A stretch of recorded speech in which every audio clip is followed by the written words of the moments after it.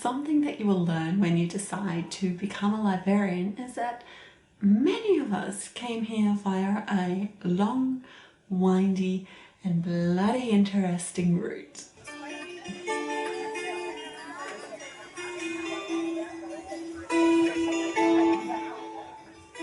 A Kwaba, that means welcome. I'm Jade and I am a librarian. Today I'm going to share with you my library origin story and hopefully give you a better idea of what we do and highlight some of the pitfalls that I had in coming into this industry so that you can avoid them. Before we jump into my origin story, you need to understand that there are many types of librarians and we all do different sort of work.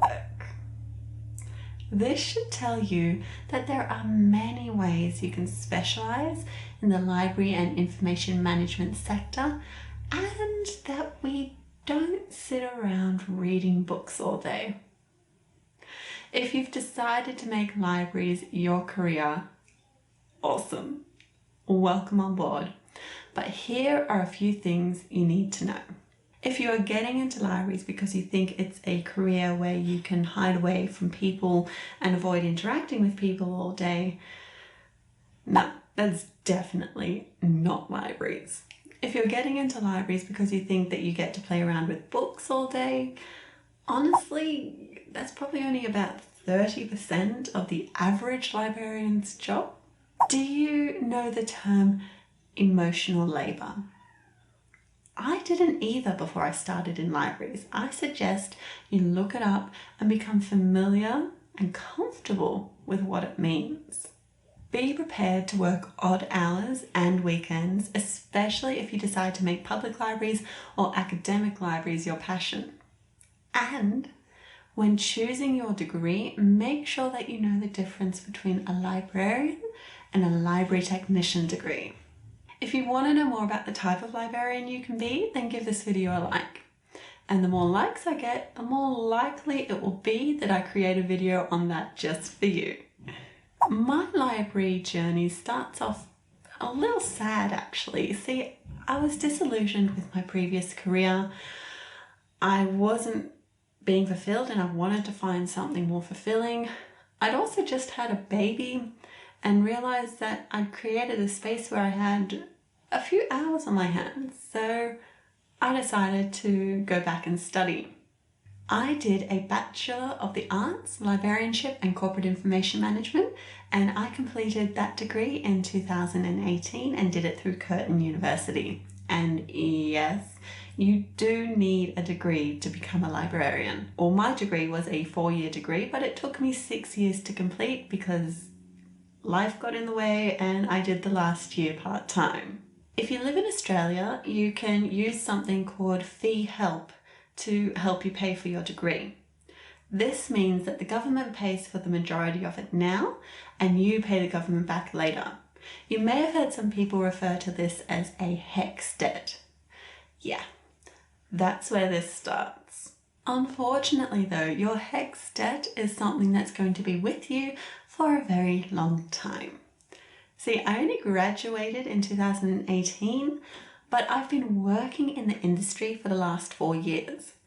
And with a HECS debt, it's supposed to go like once you earn enough money in your pay, then the government starts taking a little slice of it to pay back your HECS debt. I have not yet earned enough to pay back a single cent of my HECS debt. In fact, in the time since I finished my degree, my HECS debt has increased by a whole $1,000 because of interest. But back to the degree itself.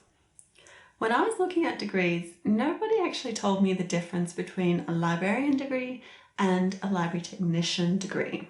And I kind of lucked out and managed to enroll myself in a librarian degree, which has given me the business, finance, and people management skills that I've used in my business since. And that is the focus of a librarian degree.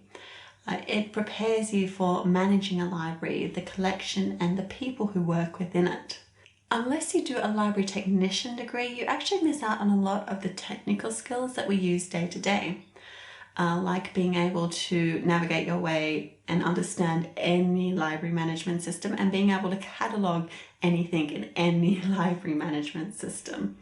Being a troubleshooting genius with all library related software down to the printer that keeps breaking that the patrons of your library will be using. And having godlike knowledge of networking systems. Honestly, I can tell you I have no skills when it comes to cataloguing, but give me a spreadsheet of data and I'm your librarian. So in my story, I had this newborn kid and a degree that I was working towards, which, by the way, I was doing all online because can you imagine me, a first-time mum, taking a newborn with me to classes? I was having enough trouble figuring out the whole kid thing. I didn't need that on top of everything else.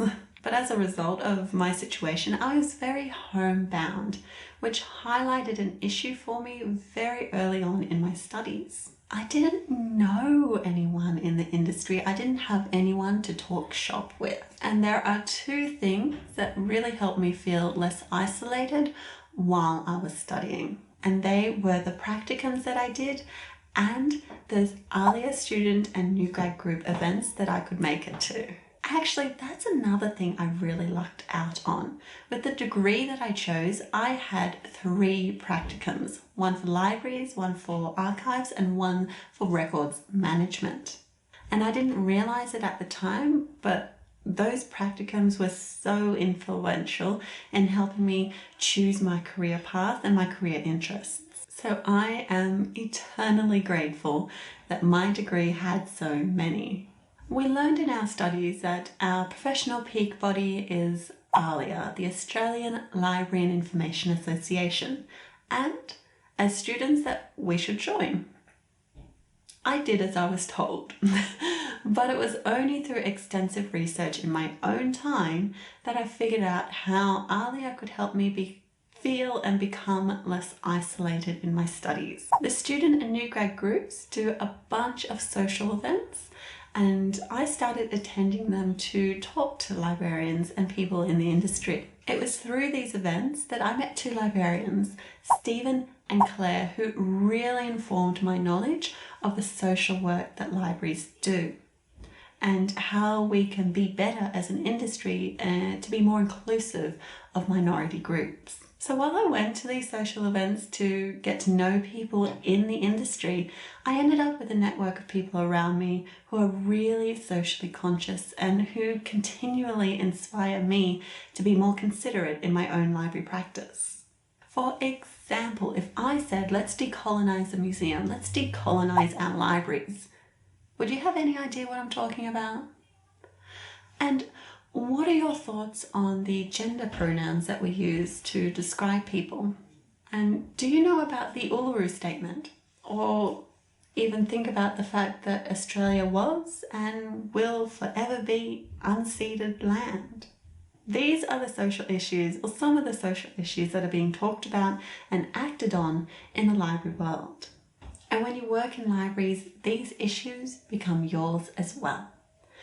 Particularly if you work in public libraries, you will see the effects of these issues on the patrons who come in. So you fight, you speak up, you do what you can to make a change. And that is something else they don't tell you in library school. You kind of have to have the temperament to take on prolonged quests. You know, the sorts of things that take society for frickin' ever to change. But you have to be willing to stick it out. You may hear people say that being a librarian isn't just a career, it's a calling. Well, they're right. So be prepared to care and to do what you can to make the world a better place, because that is what you will be doing. And that making the world a better place thing usually comes under the other duties as assigned in the library position description. If you want to get anywhere in the library sector, you need to be comfortable networking and with everything that goes with it. Even if you are incredibly introverted, you need to network. Hell, you need to be comfortable dealing with people in general, because if I didn't make it clear before, being a librarian is all about the people, helping them, listening to them, being there for them, seeing them at their best and at their worst. You deal with it all. And you deal with it all when it comes to networking. Talk to your colleagues, listen to their wins and to their fails, learn, network. Networking will get you known in the industry, which means people will be more likely to hire you. Networking means you're building a network of support around you, of colleagues who will have your back. Because the harsh reality of it is, there are too many librarians and not enough jobs. And people will hire who they know and people that they know who have the skills that they need. So how did I become a librarian? I made a conscious decision to join a career that was for me and not for the money and not because family expected it of me. I studied hard. I networked.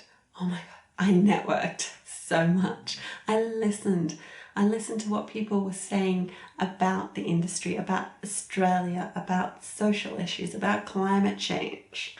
And I understood the reality that it was on me to find ways to stand out, to specialize, to let my chosen profession know that I am a librarian and here is how I can help.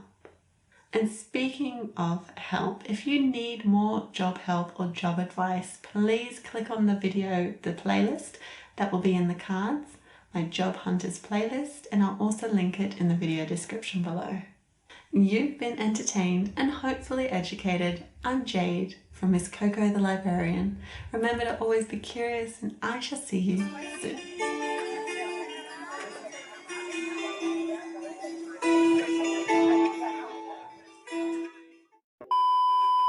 I can hear you.